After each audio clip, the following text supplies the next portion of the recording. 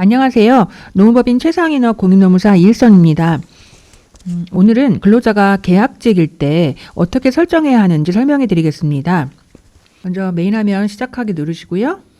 이렇게 보면 이 계약직 설정은 기본 인사정보에 1-1 인사기초정보 입력까지 마친 직원의 경우에 계약 설정을 하게 됩니다. 먼저 우리가 김계학이라는 직원을 이제 인사기초정보에 입력까지 했다고 가정해 보겠습니다.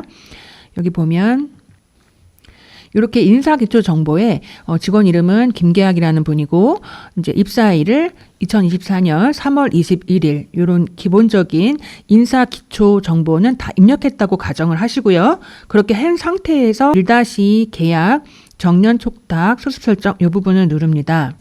그러면은 이 부분은 이제 보시면 계약직이잖아요. 그러면 일반 계약직을 클릭하시고요.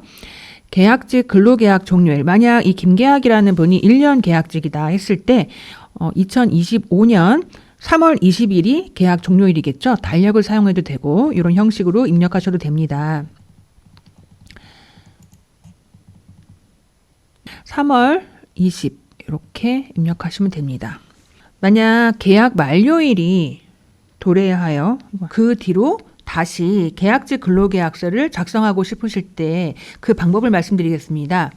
그러면 2025년 3월 20일 날 계약이 종료가 되고요. 그럼 옆에 보면 파란색 항목 있죠. 계약직 2차 이상 재계약일을 넣습니다. 여기 이 항목에서는 2025년 3월 21일이겠죠. 이렇게 입력해 주시고요. 그러면 계약직 근로계약 종료일에 1차 계약직 종료일이 입력되어 있는 날짜를 지우시고요. 2차 종료일을 넣어주시면 되겠습니다. 1년 계약이라고 했을 때 2026년 3월 20일이겠죠. 이렇게 계약 만료로 다시 작성을 원할 경우에는 계약직 2차 이상 재계약일과 계약직 근로계약 종료일을 수정하시면 되겠습니다. 이렇게 계약 만료로 다시 작성을 원할 경우 파란색 항목인 계약직 2차 이상 재계약일과 그리고 2번 항목 계약직 근로계약 종료일을 수정하시면 되겠습니다. 이렇게 다 입력하시고 난 다음에는요. 이렇게 저장을 누르시면 계약직 근로계약서가 생성이 됩니다. 김계학 씨의 근로계약서 한번 들어가 보겠습니다.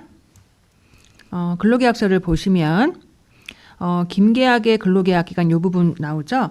제1조 계약직 근로계약 기간 보면 김계학의 근로계약 기간은 이렇게 나와 있고요. 그 다음 보시면 계약기간 만료일 전까지 당사자 간의 계약 연장에 관한 별도의 합의가 없는 한 계약 종료일 다음 날 대한민국이라는 회사라고 생각하시겠습니다. 대한민국 회사와 김계학의 근로관계는 종료된다. 단 대한민국 회사의 행정사기 착오로 요 계약 종료일 이후에도 김계학이 계속 근무하고 있는 경우에 근로계약 기간은 대한민국이라는 회사와 김계학이 최초 계약 기간만큼 연장된 것으로 간주한다. 이렇게 조항이 있습니다. 그렇기 때문에 최초 계약 기간과 동일한 기간으로 재계약을 하고 싶다면 별도의 재설정 없이 근로계약을 이어나가면 되겠습니다. 한 가지 주의할 점이 있습니다. 이렇게 최초 계약 기간만큼 계속해서 연장한다 할지라도요. 기간제 및 단시간 근로자 보호 등에 관한 법률 제4조에 보면 사용자는 2년을 초과하지 아니하는 범위 내에서 기간제 근로자를 사용할 수 있다고 되어 있습니다. 만약에 2년을 초과하여 근로계약을 체결한 경우에는 정규직 근로자로 전환된다는 점을 참고해 주시기 바랍니다. 단 기간제 및 단시간 근로자 보호 등에 관한 법률 제4조 제1항 단서를 보면 정규직 전환 예외에 해당하는 경우가 있습니다.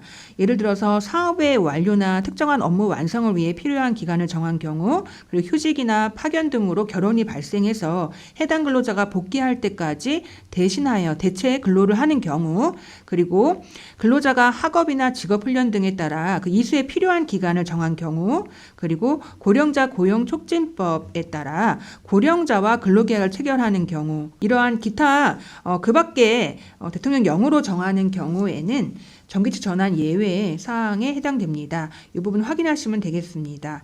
이상으로 계약직 설정에 대한 설명을 마치겠습니다.